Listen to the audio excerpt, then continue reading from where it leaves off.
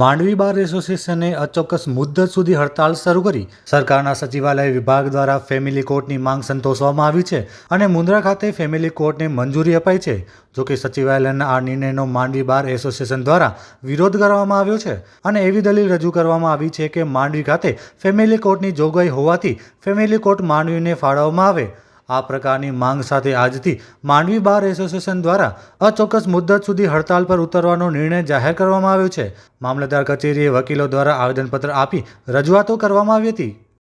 જો થોડો સમય પહેલાં માંડવીમાં ફેમિલી કોર્ટ મળવાની છે અને અહીંયા તૈયારીઓ પણ થઈ ગઈ હતી અને આમ જોઈએ તો વિસ્તારની દ્રષ્ટિએ પણ માંડવી વધારે છે, વસ્તીની દ્રષ્ટિએ પણ માંડવી તાલુકો વધારે છે, તો સ્વાભાવિક છે ફેમિલી કોર્ટના કેસો પણ અહીંયા વધારે હોય। તેમ છતાં કાલે 8 વાગે સરકારશ્રીના પરિપત્રથી એવું નક્કી કર્યું કે ભાઈ મુન્દ્રાને ફાળવી દેવામાં આવી છે, જે આ માંડવીને અન્યાય થયેલું છે અને માંડવીને જો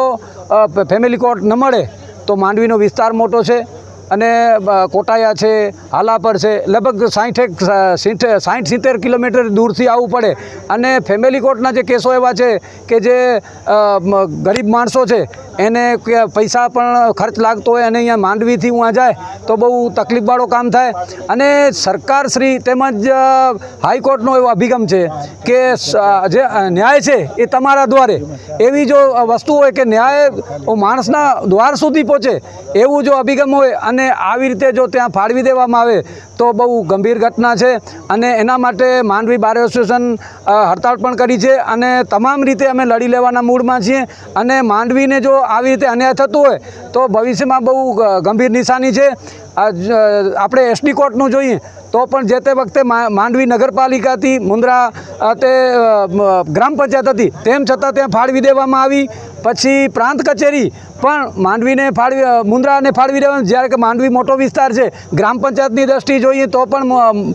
માંડવી મોટો વિસ્તાર છે, તેમ છતાં માંડવીને હળહળતો અન્યાય કરી અને જે આવી રીતે માંડવીને અન્યાય કરવામાં આવે છે અને માંડવીના જે કામો છે એ ટલે ચડાવી દેવામાં આવ્યા છે। તો એના માટે હું માંડવીની પ્રજાને પણ અપીલ કરું છું, આ સરકારને પણ અપીલ કરું છું કે માંડવીને જે અન્યાય થતો એ અટકાવવામાં આવે અને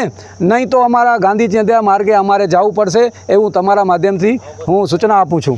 જે સવારે ધારાસભ્યશ્રીથી વાત થઈ હતી એને લેટરે પણ મોકલાવ્યો છે અને એ એવું કીધું કે ભાઈ કાલે તમારાથી મિટિંગ કરીને અમે ઘટતું કરશું, પણ મને એ સમજાતું નથી કે અમારી જે એસડી કોર્ટ મંજૂર થઈ તેને 2 વર્ષ થવા આવ્યા છે, તેની હજી કોઈ શરૂ નથી થઈ, જ્યારે આ તો ખાલી 24 કલાકમાં ત્યાં ઠરાવ પણ થયું, એવું ઓર્ડર પણ આવ્યો અને ત્યાં મંજૂર પણ થઈ ગઈ અને 2 દિવસમાં ચાલુ પણ થઈ જશે એ પ્રકારનું પરિપત્ર છે। તો આ કઈ પ્રકારનું તે ન્યાય છે? તો અમે ધારાસભ્યશ્રીને કહીએ કે તમે સરકારમાં બેઠા છો તો તમે માંડવીના છો તો માંડવી માટે તમારે ન્યાય માટે તમારે પ્રયત્ન કરવા પડે એવું ધારાસભ્યશ્રીને પણ અહીંયાથી અપીલ કરું છું। જો અમે આર પારની લડાઈ લડી લેવાના મૂડમાં જ છીએ કે ભાઈ અમારે જો અને અમારે હક માંગીએ છીએ, એવું નથી કે કોઈનો હક છીનવવા માંગીએ છીએ, અમે કોઈ મુન્દ્રાને પણ અન્યાય કરવા માંગતા નથી, પણ માંડવીની જે સુવિધાઓ છે એ શું કામ છીનવવામાં આવે અને જો માંડવીની સુવિધા છીનવવામાં આવે છે તો અમારે ગમે એ ભોગે માંડવીને ક્યારે પણ અન્યાય થવા નહીં દઈએ એવી તમારા માધ્યમથી હું બધાને સૂચના આપું છું। જે પ્રશ્ન કોર્ટનો છે, માંડવી કોર્ટની બિલ્ડિંગ જે છે એમાં 4 કોર્ટોનો સમાવેશ થઈ શકે એટલી, કારણ કે વિશાળ બિલ્ડિંગ છે, હાલમાં પણ જગ્યા ખુલ્લી છે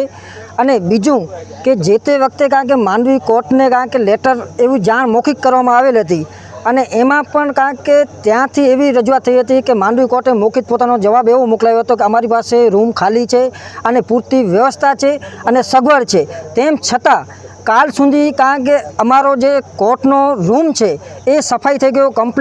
કમ્પ્લેટ હતો, તેમ છતાં પણ કાલે સાંજે કાયદા વિભાગ દ્વારા સચિવાલય દ્વારા મુન્દ્રાને 8 વાગે લેટર આપ્યો અને કારણ કે મુન્દ્રા ફેમિલી કોર્ટ આપવાનો નિર્ણય કરવામાં આવેલ છે, જેથી અમે કાયદા મંત્રાલય અને સચિવાલયને જે કારણ કે સચિવે હુકમ કરેલ છે એમને અમે વખોડીએ છીએ અને વિરોધ કરીએ છીએ અને જલ્દીથી જલ્દી માંડવીને અને માંડવી કોર્ટમાં ફેમિલી કોર્ટ મળે તેવી અમારી રજૂઆત છે। આમાં એવું છે કે ફેમિલી કોર્ટ છે, ફેમિલી કોર્ટમાં આપણે HMP છે, છૂટાછેડાના કેસ છે, ભરણપોષણના કેસ છે, પછી આપણે 125(3)ના ચડત ભરણપોષણના કેસ ચાલે છે, એ સ્ત્રી લગતાના કેસ બધા ચાલે છે, એ તમામ સ્ત્રી એક અબળા છે અને અબળાને જ્યારે ન્યાય ન મળે ત્યારે કારણ કે આપણે માંડવી માટે કાંઈક શરમજનક વાત કહેવાય. આના માટે માંડવીના એવા ગામ છે, હાલાપર છે, આપણા ડેઢિયા ગામ છે, અને ત્યાંથી કરી અને મુન્દ્રા જવું હોય તો 100 થી 125 કિલોમીટરનું અંતર કાપવું પડે છે, જેનાથી માંડવીને લેડીઝ અને સ્ત્રી જે છે એમને ન્યાય મળે એટલા માટે આજે અમે અચોક્કસ મુદત